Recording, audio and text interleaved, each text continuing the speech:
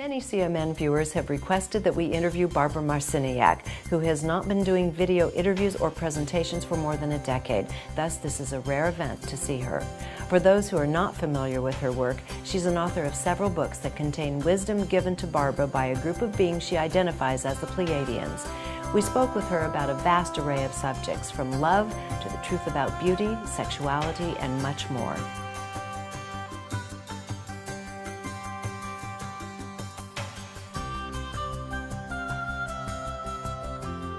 I said to you off camera before we began here that we need to start looking at how-to guides for people, because people are waking up and smelling that something's really not right around here. And that's good. That's a good thing. But they don't know they're breaking the trance. They're breaking the trance. They're breaking the paradigm trance.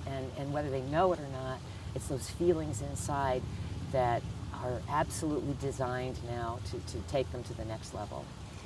The question is, now that we know that something's wrong and we're waking up, we've broken the trance, where the heck do we go? And you have incredible information on many levels. A lot of it is very elegant and to the point, and it's duh, why didn't I think of that? And others is much more esoteric. There's knowledge of a lot going on around this planet that's going to be revealed. So let's start wherever you'd like to start with the story, in terms of how we begin preparing ourselves, say, for the next 3 years. What's going to be revealed, how we prepare ourselves, and what's in our own best interest in terms of how we treat ourselves. I think most important, and this is what the Pleiadians have taught me over the years, and the Pleiadians are, of course, the entities or energies that I channel, that we have to really make peace with ourselves, our physical form, and the consciousness that occupies that physical form. So bottom line, they always say, number one, in order to go forward, you have to love yourself. And that's not easy to do. It's the hardest thing on this planet. And yet the first basic thing is, they say, to get the car out of the garage, okay? Yeah. Instead of just sitting in the garage and you're driving the car going nowhere.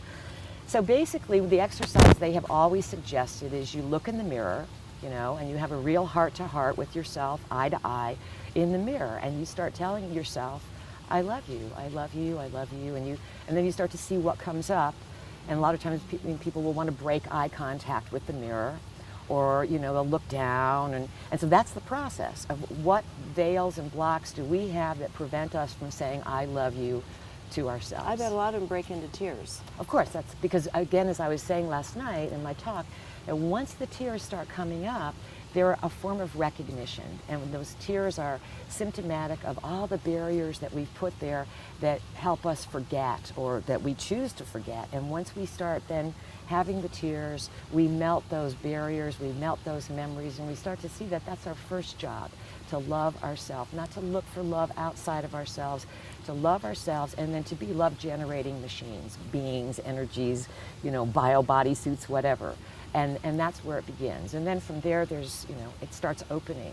After that, you make an agreement to trust yourself, you make an agreement that your body is sacred, and that your body can do anything, and that we're really programming ourselves all the time. And if we're not programming ourselves, then the media and society is doing it for us. Let's talk about that. You don't have health insurance. I heard that in one of your lectures. Never had it. You've never had it? Don't you don't go to the believe doctors. in it? You don't go to the hospital? No, I don't. Except when you had to help your mama go over. Yes, and that was really because she was in pain. That's right. And and it was her belief, sort of. Yeah. And I said, well, even though for years I said, Mom, we're not going to do doctors.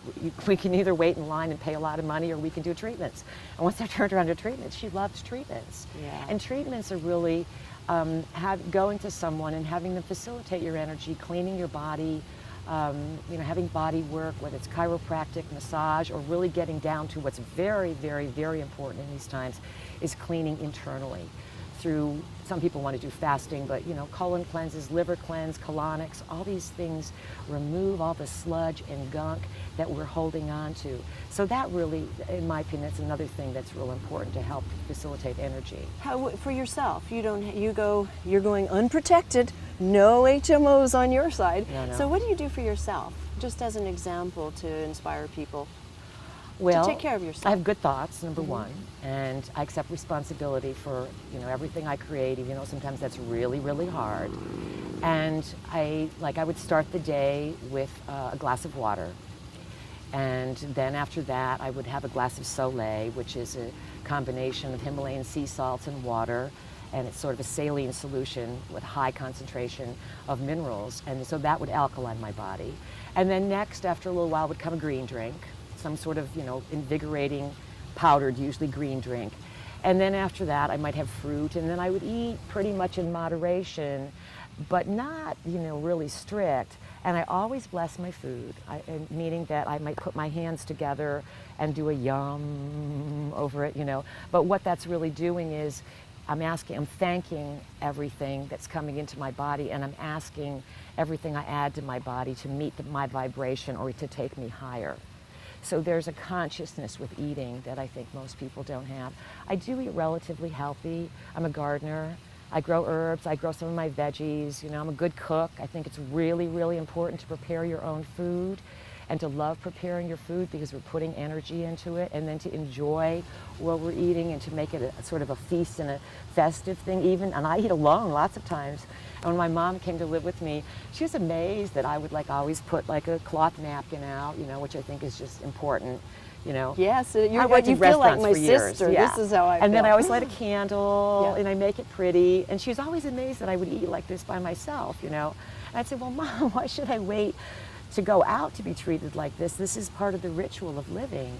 It's like, you know, my house is like that too. It's like a ritual of living. I keep it in order. I make beauty. Beauty opens our senses, and it makes us more psychic. And I was saying to someone recently that that's the true meaning of art, to make beauty, and then to have that beauty really stimulate our senses so that we then move beyond the reality we're in, and we can sense our connectedness to other realities, because reality is multidimensional. Indeed, and now this whole element of beauty, you also, your P friends, the Pleiadians, have also talked about the essential nature of beauty in our lives. Can you comment on some, just kind of add some layers to that of what you've also been, what also has come through you on the subject of beauty? Let me think about Whether that. it's geometry, symmetry, even, you know, one thing I am curious about is the notion of the golden ratio, because that comes from our heartbeat all the way out to everything with symmetry and beauty. Well, that would be the golden mean. The golden Yes. ratio would be sort of a real built-in living library formula that establishes a ratio and a basis from which, you know, reality can be built. One of the interesting things the Pleiadians said about old building that was made with beauty and built with the golden mean was that they didn't just factor in, you know, this ratio. They also factored in the effect of sunlight on buildings, okay? And that how, when buildings were constructed, say such as the Acropolis or something like that, that how sunlight would, where it would touch it and how it would be in relationship to the sun would also create a sustainability. And that if we built an A orientation... sustainability for the meaning the product would inhabitants? last longer. Oh, the product The would product itself, so that whatever you were building with, Right. when, if you used wood or stone or whatever, particularly stone, that by the effect of sunlight on that stone, using the golden mean ratio to start with, it would then last much, much longer in time, because all of these, you know, elements of beauty and the multiverse would be factored in. So today, we're like blind mice building stuff, and it's all money, and it's all just thrown up, Living and in there's no modules. aesthetics. No. And on some level, people don't demand it because I think we're being entertained to death. Yes. There's so much to choose from, and none of it has much quality or substance to it. And that's symptomatic, I think, of people having lost meaning. Our society does not honor people who want to contradict what's going on, rightly so, because the media controls everything just about. It's been hijacked completely. Yes, completely, and none of it's really the truth. So there's this sort of desperation in people's souls, and they don't know what to do, and they've given up. And they've lost their own vavoom, you know, to be individuals. But that's turning, that's changing, because I think people reached the bottom of emptiness now. Yeah. You know, especially this last year, it's like, you know, how much more trivial could it get? And so there is a big turnaround happening, but no one can expect anyone to do it for them. One of the things the Pleiadians taught me is that no one's going to save you. Nobody's going to come through the dimensions or walk through the doorway, or the government's not going to fix it for us. You mean they're not landing on the White House lawn? They're not saving anybody. We have to raise our consciousness, and we have to get up and do it ourselves. The Pleiadians have often said that, you know, we're very lazy. And they also have said that we're highly unpredictable too, and that's what they love about us. That no telling when the herd's going to turn, because we can just suddenly respond to something, you know, very intuitively. So what people have to do is they have to accept responsibility. Our thoughts, our feelings, and, you know, our imagination. This is how reality is created, and we're all doing it all the time. And the energies of these times are sort of unplugging us from the old paradigm. And whether we choose to unplug ourselves, or whether society starts having greater and greater difficulties on the economic level, that certainly will unplug people from the paradigm on one level, because they will have to become more autonomous, more clever, you know, more innovative in how they deal with the world, and how they reuse their resources and recycle and become, you know, like clever, as I said, you know. Go back to their own source. Yeah, I mean, I grew up in a very creativity. clever family. You know, everything was used, everything, we were innovative, and everything had a purpose. And I grew up in the 50s, and so we've kind of lost that, especially as we lose our elders. They're leaving, you know, our parents and grandparents, and they're taking great wisdom with them, real practical wisdom. Well, it's our generation now. Right. We are the elders. Right, and you know, we're you know, those of us born in the 40s and 50s were Pluto and Leo, and so we really like to play. You know, we really are like big players, and our parents were more, and grandparents had to be more practical. The energy of today is bringing us back to practicality. I think that's the name of the game in the next few years, is that everything has to simplify, become more practical, and now those things will take people into the higher mind. And one of the things you were talking about last night, in fact, I think at this point in the lecture, it was actually you were channeling at that time. They were talking about all of the elements, and you mentioned one in your own personal life, and that is the reconnection with the earth, the reconnection with the sunlight, as grounding, not only grounding, but also allowing us to begin going back into a state of wholeness and opening our abilities, right? Right. I mean, I've always been someone who enjoys the sun. And I've never said, you know, I'm going to, you know, ruin my skin or get skin cancer or anything like that. That's a belief. Those are beliefs. Yes. And if you believe those beliefs, then you end up spending a heck of a lot of money in the system that is looking for you to spend a lot of money that they can't fix you, but they want your money. So there's been a big campaign, in my opinion, to turn people against the sun. Yes. Absolutely, no doubt I was hoping about you'd it. talk about that. And yet it's our source of light, it's our source of health, it's also our source of energy and information. Because it's not just warming us and allowing food to grow and the whole earth to blossom, it's also transmissions of information. And I think that's what the ancients knew. And there's stories, you know, in history that talk about people who, when they wanted to have covert activities, they would always do it at night. And they wouldn't do it in the light of day, because the sun would then know, and then the sun would transmit that information. And so we came up with that expression, you know, doing things in the dark and keeping it secret. And so there's a lot of truth in sort of just, you know, casual expressions and casual things that we know. And it's the time to bring all that into focus and realize these things are really, really important.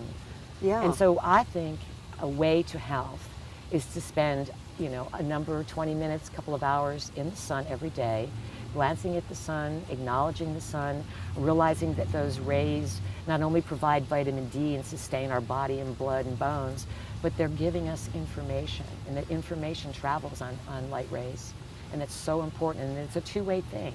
We can communicate with the sun and just express our feelings or whatever, but it's not like worshiping God or anything like that. I think that my concepts of creator and source and all that, they're so large that I can't define it into a God, so to speak, and especially a male God. Right. Because how can, you know, there's always the female component, and that's really another thing that's vastly missing from our planet, is that women are awakening. And unfortunately, so many women think they have to awaken into this feminism that turns them into men. And they lose their beauty, and they lose the whole idea of producing beauty and embodying life and protecting life. When I think part of a woman's role is to really take on that goddess energy and to embody it and to value life and to use the intuition Right. And to really make a stance in society about establishing beauty and fairness, and that all life is honored. And that's what's coming back. You know? It is coming back, and also with great resistance. Here you have ever more expanding technology, very male-oriented in its expression and also in its design. And yet it affects all of us because now we're all becoming dependent on those technologies. Exactly, and now we're cut away from the sun even more. Right. How do you see that technological interface as the feminine really needs to show itself? For myself, you know, I stopped watching TV in the early 70s. It's, you know, it was 35 years ago. And it was a choice. It was a choice because I felt back then even that television was doing something to my mind. And that's why I stopped. I said, I'm not going to waste my time, Good for you, know, watching these things. So I do very minimal technology. I don't use my dishwasher. I don't use a microwave, even though they came with the house. They just sit there unused. You know, really low tech. I use the computer for, you know, very few things. I have to do some of my work on it. I do a newsletter when I write books and setting up events and something through email. But it's not something I look to jump into every day, because to me, I can't wait to go outside. Yeah. You know, I live in a beautiful place. I purposely picked a place where I had land, enough to manage, you know, and enough to enjoy and garden and have campfires in my backyard and sweat lodges and parties on my deck. And that's how I socialize. I really take people and myself out in nature. So it really comes down to a choice. It does. Nonetheless, if you look at the really large scale, you're talking about children in particular being totally indoctrinated into the use of technology. And I was noticing even you go to a movie now in a theater, and you'll have, unlike even a few months ago, certainly a year ago, you got your ad to, you know, join up with Uncle Sam. First of all, is your recruitment ad, followed by a, let's buy this really violent, nasty video game for Christmas or for the holiday season, Hanukkah, for your children. It's followed up with the very thing that's going to program them. Well, these are all programming, and the important thing about any visual art, okay, anything that we start choosing to, you know, turn on and watch for entertainment, our brain waves change, and they immediately drop from, you know, a conscious state into a very unconscious state. And people do that because they don't know how to relax anymore. And no one's talking about anything meaningful, so they don't know how to like discourse or just have fun without, you know, in deep inebriation or something like that. So it really comes down to people really getting consciously aware, making a choice. You know, the pictures that are put before us are like living dreams. And they're forms of program, and so those pictures go in our brains, and then we think that's reality. And especially when it's children, the nervous system of a child is not mature enough to handle the rapidity of the data that is coming through. And I think that the speed up of games and violence and how fast everything goes and how little it is, even though it's entertaining, what's happening is that it's shutting down the perception. So that when you see people looking at some little device and the picture's this big, I have a bunch of nephews, and when they were really little, I'd walk into the living room, you know, instead of them being yelling and screaming like sometimes they would be and having a great old time, which would drive people crazy, but they were playing, it'd be quiet, totally quiet, and I'd look around and I'd say, what are you guys doing? And they're all in a trance with a little thing this big. I guess they're called Game Boys. I never had kids, so I don't know. And they're pushing these little buttons, looking at these little pictures, and they're totally in a trance. They're in trance, totally. Totally in a trance, because their brainwaves Yes. shift. And they really have to shift to go down, to force your perceptions, which are out here, to go down to this little thing and stay there for hours and push these little things. What it's really doing is that they can't see anything anymore. Then they come out, and then they're hyperactive because too much data has come in too fast, and their nervous systems are not developed to handle that. Until children reach, you know, there's these cycles, you know, every 7 years, it's the Saturn cycle. So until children are 7, they really need no media at all. None, absolutely none. Play with the fairies in the trees. Whatsoever. Yeah. They need to be shown that nature is safe, that you don't have to worry about spiders and ticks and all these things. They've been around forever. But when people set up a worry, and they say, well, we could get this, and they could fall off the bike, so they need a helmet, and we have to put armor on them, and then the ticks could come. And antibacterial wipes. wipes. All this stuff and everything. This, again, is people creating their own reality. They say, well, this reality exists. I think I'll put energy behind it, and I'll protect my kid. And then you attract the very situations that you want to repel because you're energizing them emotionally with fear. So you can attract by excitement and conscious intention, or you can attract things by unconscious, being programmed and then having the high emotionality of fear or worry, which then closes the body down, weakens the immune system, and then you end up in this cycle of self-perpetuating, going nowhere. Going nowhere, and now you have to enter into relationships with other human beings who have been equally damaged. And what's happening to our what have our relationships devolved to, in your opinion, and what do you see us evolving back into or beyond? Well, if you think about the model I shared about the acceleration of energy, that in these years from 1987 till 2012, everything goes faster and faster and faster. Phase one, goes tenfold each year, and then that's 87 to 96, 90, I get these years mixed up, 97, then to 2006, 100-fold. And then from 2007 to 2012, according to the Pleiadians and the way they describe this, everything speeds up 100,000-fold. Yeah, oh my God, 100,000-fold. 100,000-fold, pedal to the metal, it goes. So what happens is that everyone wants to cram everything all into once. So when it comes to relationships, on a real spiritual, karmic timeline level, we're meeting all the people faster, quicker, and we have to do all this stuff with them. So people are being bombarded with all these meaningful relationships that are coming through time, and they may not consciously remember where they knew someone from, but there's a familiarity, and there's this sense of, I've got to complete this, I've got to do this, and this is what the internet's facilitating with, I guess, sites like MySpace and Facebook, which I've never been on any of these, but I hear about them. But what's happening is that people are putting all this data out about themselves, and they're trivializing everything because they want to connect and they don't know how to connect anymore. And so they've been taught by generation that this computer is going to connect them. But a computer can't replace meaningful face-to-face relationships where you're looking in someone's eyes, or you're feeling their energy field, where you can respond to implication and tone and body language. And so of course it's going to be empty. And as people go further into relating to each other based only on computers, then we're really destroying society. We're destroying the whole purpose of coming onto Earth, which is basically, I feel, to be in relationship. And yet, hopefully, as a progression from there, you see that technology may start taking a dive here in the next few years, and that's going to change our potential. Absolutely. I do study astrology as sort of a reality check, and I mentioned last night that the Pleiadians suggested, I study astrology after I first started channeling, and also they said to get Rolfed, get my body lined up. Yeah. I had a Rolf's work, and to use a crystal.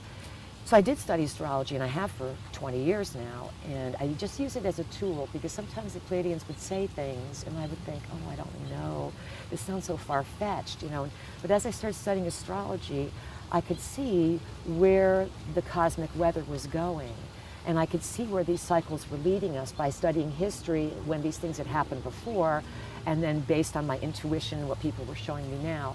So we are going to turn all this around, because if we don't, and let me say this, not everyone will turn this around. There will be those who will proceed into this technological future. And it's not going to be pretty, because they'll end up destroying the body. The body can't handle the energy. Can you talk about that, even the astrological indications, so the basis for this that you've seen and been shown? Well, the planet Uranus is in Pisces right now, and it always brings innovation. Last night I mentioned that Uranus and Pluto were conjunct in the 60s in the sign of Virgo, and that brought this great revolution out, which was played out in all kinds of ways. Yes. But basically we had a generational break, very quickly. And of course there was lots of other elements involved in attempting to control the astrological weather, or steer the masses into a container rather than let the masses organically respond to this energy. But it was a breakaway energy. It was a definite revolution. Mm-hmm. Well, we're in a much bigger phase of revolution now. The cycles are much larger. Because everything's faster and faster, it means it's not going to take a revolutionary cycle to unfold over 20 years after a stimulation point. It can unfold in weeks, in days. We're right sitting at that cusp now. And so big changes. How does this affect technology, as you were mentioning? I think that the point that got stimulated in the 60s is going to be re-stimulated in 2010. Mm-hmm. So that means that, you know, all of us that were around in the 60s, Protesting. yeah, black- protesting and expanding our minds Yeah. and breaking open the head and all this Yeah. stuff, and really, you know, exploring what we were. And now it's going to re-stimulate all of us, because it makes an aspect that says, okay, now you have to really take and do something with that. And so worldwide revolution is coming. There's no doubt about it. You see that happening Oh, in the U.S. absolutely. political, I see everything. it all over the world. Yeah. I see it all over the world. I see Everywhere. political collapse eventually Yes. all over the world. And as the Pleiadians would say, it's all by agreement. It will create chaos, there's no doubt about it. But in order to build something new, and for something new to come out, something has to crumble. And sometimes it's literal crumbling, and sometimes it's simply things just stop working. And you can see we're in this, everything's not working anymore. Why isn't it working? Because people are so corrupt. Okay. They're so corrupt. Everything, you know. True. I mean, and it's a choice that we all have to face. We all get this. It's like somebody will say to you, well, if you do this, you know, then you can get this. And then you say, wow, okay, you know, and then, you know, it looks like a way to get ahead. And then eventually they say, well, you know, I helped you do this, this, and this, and now I want this favor back. And you say, I don't want to do this. And then they go, oh, okay, you know, and then you get set up. I mean, I haven't, but, you know, I can see how it works. And then people set people up for, you know, blackmail, corruption, and it gets really, really, Which is common really nasty. in Congress. It's so common all over the world that it's very, very sad. Yes. So then we have this level of corruption worldwide that's basically caught up in blackmail schemes, and those blackmail schemes always go back to two issues: money and sex, and the misuse of money and misuse of sex. They're always, you know, first, second chakra issues. How can I survive? What am I going to do with my sexuality? So that's something that really has to change, is that people valuing their sexuality. Right. And so the rise of porn is not a good thing for the human psyche, you're saying? No, it's horrible, Yeah. because what happens is this rise of porn is a replacement for real relationships. And I read something very interesting, that along with the rise of porn, in men anyways, there's also an equal rise of sexual dysfunction. I think Yes. they call it erectile dysfunction. Yes. So the more men are looking for stimulation that's not real outside themselves, the less they are able to have fulfilling relationships. But this works then for they- the drug companies. Well, the drug companies, yes, $35 billion. Oh, yeah. $35 billion is the recent figure, and they expect it to go to $50 billion by 2010. Now, what this is saying on a real symbolic level is that something's happening with people, and they don't know what it is. So they go to a doctor, and the doctor is just, you know, he's just a factory worker. That's all he is. I mean, no offense, but we're all just factory workers. You come out of college, you come out of school, I don't care how many degrees you have and how much you paid for it, we're just a factory worker fulfilling someone else's agenda to make money and to keep people locked into something, into services that have no heart. So these people come in, the doctors aren't psychic, they're not trained to be psychic, they don't have time, they don't care, they don't say, what's really going on? They don't want to look in the soul. So then it's all these drugs, and people get on drugs, and then they don't know what's going on, and they vacate their body, and then this is where we get into entity possession. Drugs can lead to entity possession, and pornography leads to entity possession. Because what happens when you lower your vibration and your values sexually, okay, then you sort of, and then you have sex based on these sort of activities, okay, what I call funky sex, you know, without love and without Right. real significance, Right. you know, and it goes way down from there. Right. You open yourself wide to other entities to come in that want human bodies to, you know, engage in these perverse activities, and they're harmful and they're demeaning. And the important thing that people must really understand is that sex is psychic energy. It's powerful psychic energy used at a very high level. Two people can generate so much sexual energy and then psychic energy that they can remote view during sex. They can go heal the world and change things. This is sort of a lost art, and we sort of hide it under tantra and all these things and think it has to be all these exercises and magical performing and everything.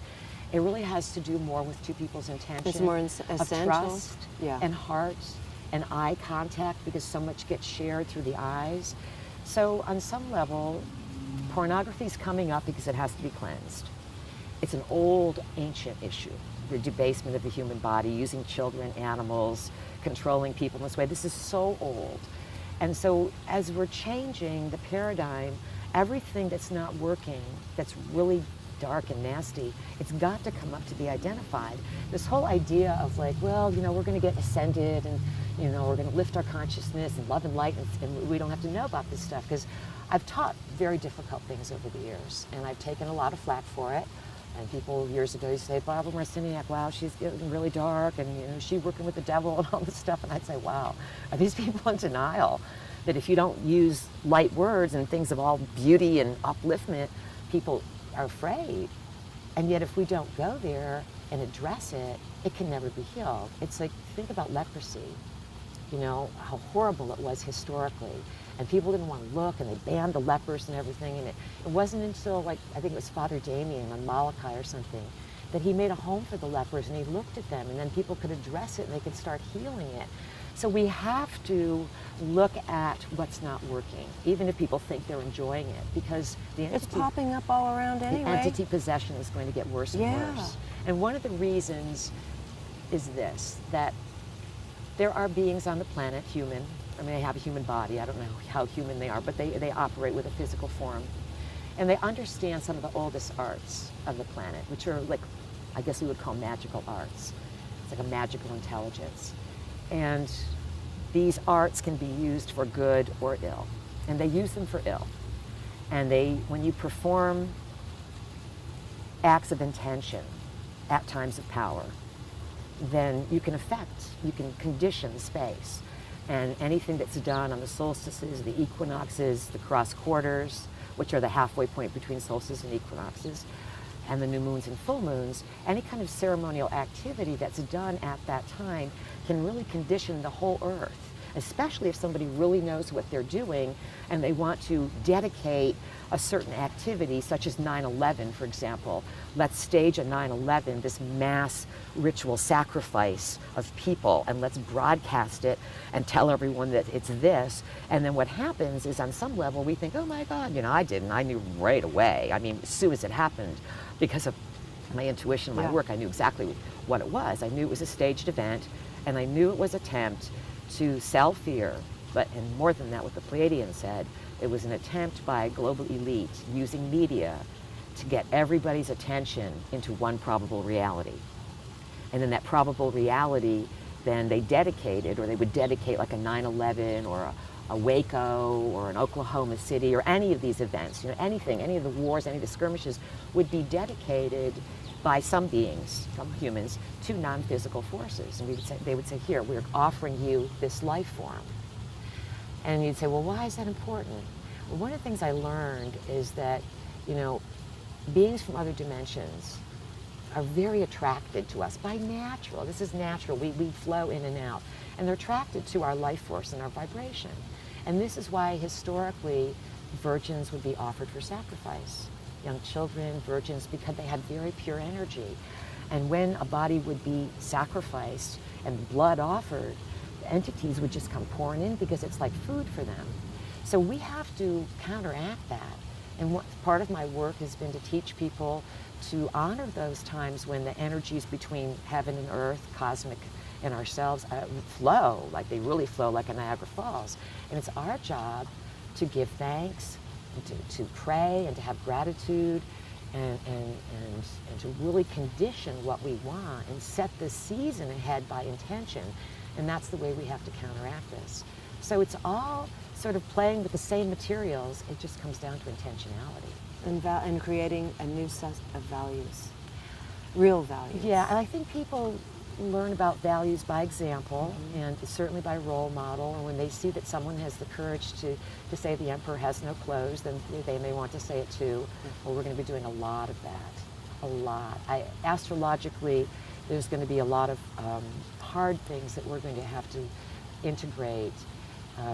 People will, because we've placed our belief and trust in something, people, situations, institutions that don't honor that trust, and yet pretend they do. So this becomes a shock to people, because we are trusting beings. We are really pretty good at heart, most of us. And so we project, oh, I wouldn't do this, so nobody else would ever do this.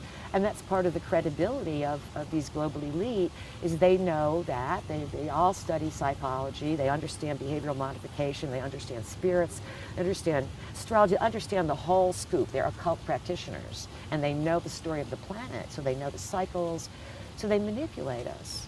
And the bigger question is we have to ask ourselves, if we create our own reality individually and as a mass, okay, mass agreement, why did we create this? Yes, that's the big question. It's like, not like, well, let's go after these people, and can we hold new Nuremberg trials, and can we get all, indignant about what they're doing? Well, you can waste your time doing that, but what's the bigger picture here? Why have we, as a race of human beings, created this tyranny on our planet? And why is it that is so pervasive that people are afraid to even see it, or they don't even think they have power to overcome it? So those are some really pressing questions, really pressing issues. And we're going to be looking at all of them in the next few years. And you will see more people come out. You will see more people who know how to manage this energy. I've been doing my work officially for 20 years with the Pleiadians. So what I see from doing my work for the last 20 years is that people who are willing to learn and willing to change their beliefs and willing to face up to, wow, I really created this, and what can I do? What's the point of it? What lesson can I get? And how can I move on? These people are getting really strong. They're getting really smart. They're totally intuitive. They are not, most of the time, they can't be fleeced anymore.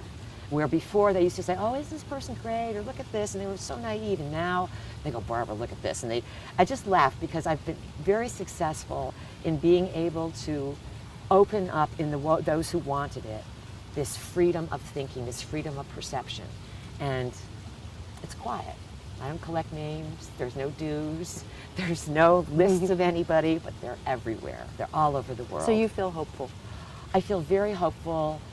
And I feel that there's difficult times. I don't want to, come off as this everything's going to be fine. We can feel it. It's going to be really, really difficult.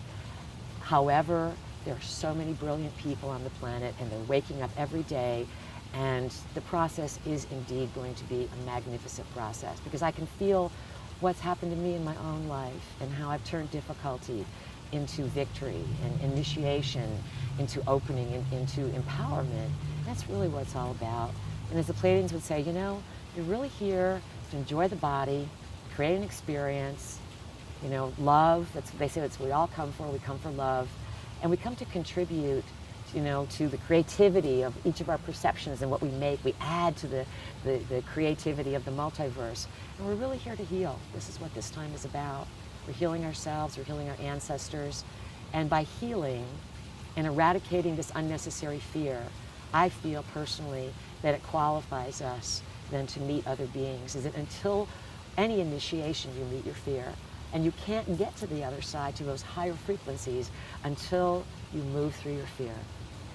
And no one else can do it for us. Every person has to do it themselves. So moving through fear and deciding that we're courageous enough and that we are creators, and we can process it and go forward, that's taking us to the higher levels. And this is definitely going to be a fabulous time to be alive.